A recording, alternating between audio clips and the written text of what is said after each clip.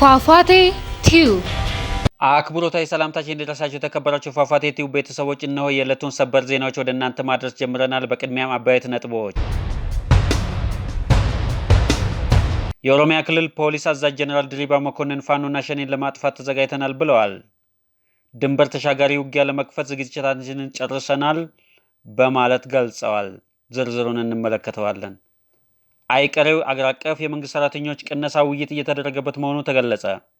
የሰራተኛው መብዛት ኢኮኖሚ ላይ ጫና ስለፈጠረ የስራ መደብ ቅነሳን እውን መደረጉ አይቀሬ ነው በማለት ተገልጿል።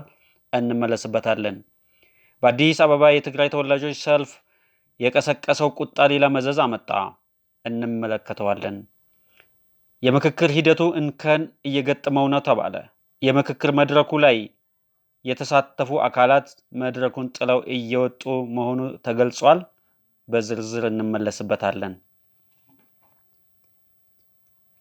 አድማጮቻችን፣ ተመልካቾቻችን ለቻናላችን አዲስ የሆናችሁ ሰብስክራይብ በማድረግ ቤተሰብ ይሁኑ። መረጃውን ለሌሎች እንዲደርስ ላይክ፣ ሼር በማድረግ ይተባበሩ። የኦሮሚያ ክልል ፖሊስ አዛዥ ጀነራል ድሪባ መኮንን ከአፋርና ከፌዴራል ጸጥታ ኃይሎች ጋር በመሆን ከሸኔና በፋኖ ላይ ድንበር ዘለል ዘመቻ ልናደርግ ነው አሉ። ህወሓት ሰሜን እዝን ሲመታ የሰሜን እዝ አዛዥ የነበሩትና በመርዝ ተመርዘዋል ተብሎ በህመም ሆስፒታል የገቡት የአሁኑ የኦሮሚያ ክልል ፖሊስ አዛዥ ጀነራል ድሪባ መኮንን የኦሮሚያ ክልል ፖሊስ ከአፋር ከፌዴራል ፖሊስና ከመከላከያ ሰራዊት ጋር በመቀናጀት በኦሮሚያ በአፋር አዋሳኝ አካባቢዎች በሚንቀሳቀሱ ታጣቂዎች ላይ የተጠናከረ ወታደራዊ ዘመቻ ለማካሄድ መስማማታቸውን አስታውቀዋል። በመንግስት በኩል ሸኔ ተብሎ የሚጠራው የኦሮሞ ነጻነት ሰራዊት ኦነሰ እና የፋኖ ታጣቂዎች የዘመቻ ዋነኛ ኢላማዎች መሆናቸው ጀነራሉ በሰጡት መግለጫ አመልክተዋል። መንግስት እነዚህን ኃይሎች ስርዓት ለማፍረስ የሚንቀሳቀሱ ስለሆኑ በሁለቱ ክልሎች መካከል አፋርና ኦሮሚያ ማለት ነው ተጠልለዋል በሚል የሁለቱ ክልሎች አፋርና ኦሮሚያ ጸጥታ ኃይሎች የክልል ወሰን ሳይገድቧቸው ድንበር ተሻግሮ እርምጃ ለመውሰድ ተስማምተዋል ብለዋል። ይህ ድንበር የለሽ የተባለ ዘመቻ በተለይ ከሰም፣ ኮሎ እና አዋሽ 7 አካባቢዎች እየሰፋ ነው የተባለውን የታጣቂዎች እንቅስቃሴ ለመግታት የታለመ ነው ተብሏል።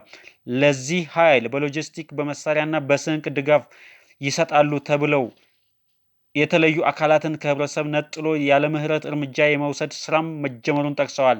ይሁን እንጂ የመንግስት ኃይሎች ያቀዱት ይህ አይነቱ ድንበር ዘለልና የተጠናከረ ወታደራዊ ዘመቻ ቀድሞውንም በግጭት የተጎዱትን የቀጠናውን ማህበረሰብ ይበልጥ ወደ ከፋ ቀውስ እንዳያስገባው ስጋት ተፈጥሯል። ህብረተሰቡ የሸኔና የፋኖን ታጣቂዎች እንዲያጋልጥና የምግብ አቅርቦት እንዲከለክል በመግለጫው ላይ ጥሪ ቢቀርብም በሁለቱ ተፋላሚ ኃይሎች መካከል ስለሚገኘው የንጹሃን ዜጎች ደህንነት አጠባበቅና ሰብአዊ መብቶች ጥበቃ ዙሪያ ምንም ነገር የተባለ የለም። አይቀሬው የአገር አቀፍ የሰራተኞች ቅነሳ ግልጽ ሆነ። የፌዴራል ሲቪል ሰርቪስ ኮሚሽን የስራ መደቦችን ለመቀነስ መወሰኑ ታወቀ። ሐምሌ 9 2018 ኢትዮ ታይምስ እንደዘገበው የኢትዮጵያ መንግስት አገልግሎትና አስተዳደር ፖሊሲን መሰረት በማድረግ ቀልጣፋና የተናበበ ተቋማዊ አደረጃጀት ለመፍጠር እየሰራ መሆኑ የፌዴራል ሲቪል ሰርቪስ ኮሚሽን አስታወቀ።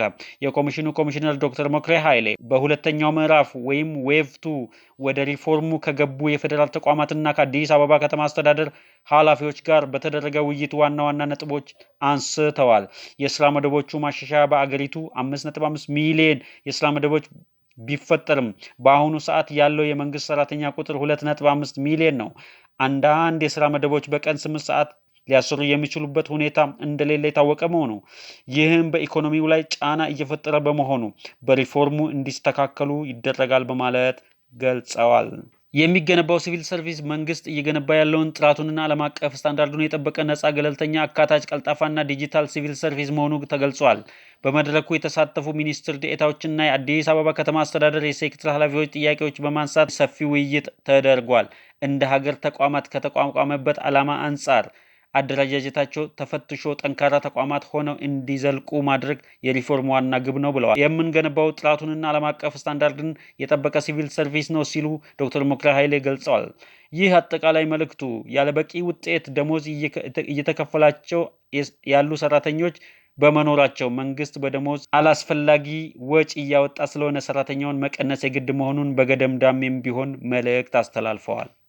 በመቀሌና በአዲስ አበባ ባለስልጣናት መካከል ለሳምንታት የዘለቀው ቃላት ጦርነትና የፖለቲካ ፍጥጫ ዛሬ ሐምሌ 11 2018 ዓ.ም በአዲስ አበባ መስቀል አደባባይ በተደረገው ሰልፍ ምክንያት ወደ ከፋ ደረጃ መሸጋገሩ ተሰማ። የትግራይ ኮሚኒኬሽን ቢሮ ባወጣው መግለጫ ሰልፉን በጽኑ ያወገዘ ሲሆን የፌዴራል መንግስት የስርዓቱ ደጋፊ የሆኑ ትግርኛ ተናጋሪዎችን በመጠቀም በትግራይ ህዝብ ብሔራዊ ጥቅም ላይ ያነጣጠረ የሴራ ሰልፍ እያዘጋጀ ነው ሲል ከሷል። ቢሮው አክሎም የጠቅላይ ሚኒስትር አብይ አህመድ መንግስት በትግራይ ላይ አዲስ ጦርነት ለመክፈት ጦሩን እያሰማራና የድሮን ጥቃቶችን እየፈጸመ ነው፣ በትግራይ ህዝብ ላይ መጠነ ሰፊ የስም ማጥፋት ዘመቻ እያካሄደ ይገኛል ሲል የከረረ ክስ ሰንዝሯል። በሌላ በኩል የትግራይ የሰላምና ለውጥ ምክር ቤት የተሰኘው የሰልፍ አዘጋጅ አካል በመንግስት መገናኛ ብዙሃን በኩል ባስተላለፈው ጥሪ ሰልፉ የግዳጅ ውትድርና ይቁም፣ ሰላም ይንገስ በሚል መሪ ቃል እንደሚካሄድ ገልጾ እንደነበር ይታወቃል። ምክር ቤቱ በትግራይ ክልል ያለውን አስከፊ ሰብአዊ፣ ኢኮኖሚያዊና የጸጥታ ቀውስ አስመልክቶ ዓለም አቀፉ ማህበረሰብና የፌዴራል መንግስት ኃላፊነታቸውን እንዲወጡ ሰልፉ መዘጋጀቱን አስታውቀዋል። በተለይ በክልሉ ወጣቶች ላይ እየተፈጸመ ያለው የግዳጅ ውትድርናና ማዋከብ እንዲቆም የፕሪቶሪያ የሰላም ስምምነት ሙሉ በሙሉ እንዲተገበር ለመጠየቅ በአዲስ አበባና አካባቢው ያሉ ተጋሩ በሰልፉ ላይ እንዲገኙ፣ በትግራይ ያሉ ወጣቶች ደግሞ የቤት ውስጥ አድማ በማድረግ ድጋፋቸውን እንዲገልጹ ከዚህ በፊት ጥሪ መቅረቡ ይታወሳል። እንደ ትግራይ ክልል መንግስት መግለጫ ይህ የታቀደው ሰልፍ የክልሉን ጊዜያዊ አንድነት መልሶ የማቋቋም ሂደትን የሚቃወም፣ ለነዋሪዎች የሚደረገውን ሰብአዊ ድጋፍና የፋይናንስ ተደራሽነት የሚያስተጓጉልና በህዝቡ ላይ የተደገሰውን የዘር ማጥፋት የመደገፍ ዓላማ ያለው ነው ብለዋል። በመሆኑም አዘጋጆችና ተሳታፊዎቹ 2 እና 3 ጊዜ እንዲያስቡ እና ከድርጊታቸው እንዲቆጠቡ ማሳሰቡ የሚታወስ ሲሆን ሰልፉ ዛሬ ሐምሌ 11 2018 ዓ.ም በአዲስ አበባ ብዛት ያለው ህዝብ በተገኘበት ተካሂዷል። የምክክር ኮሚሽኑ ስብሰባ ከወዲሁ ተቃውሞ እየገጠመው፣ ተመካካሪዎችም ከስብሰባው ለቀው እየወጡ ይገኛሉ ሲል የተለያየ ማህበራዊ ሚዲያ እየገለጹ ይገኛሉ። የሶማሌና የአፋር ተወካዮች ኮሚሽኑን ህዝባችንን አይጠቅምም ብለው እየወጡ ነው ተባለ። የኦሮሞ ህዝብ ተወካዮች ነን የሚሉ አካላትም የምክክር ኮሚሽን የኦሮሞ ህዝብ ጥቅሞችን አሳልፎ የሚሰጥ ስለሆነ አንቀበለውም እያሉ በስፋት ተቃውሞ እያሰሙ ይገኛሉ። የኦሮሞ ህዝብ የተለማመደውንና የሚገባውን የፌዴራሊዝም ስርዓት በራስን በራስ ማስተዳደር መብቱን እንደ አይን ብሌን ይጠብቃል። ይህንን የህዝብ መብት ኮምፕሮማይዝ የሚያደርግ የምክክር ኮሚሽን ተቀባይነት የለውም በማለት ከተለያየ አቅጣጫ እየገለጸ ይገኛል።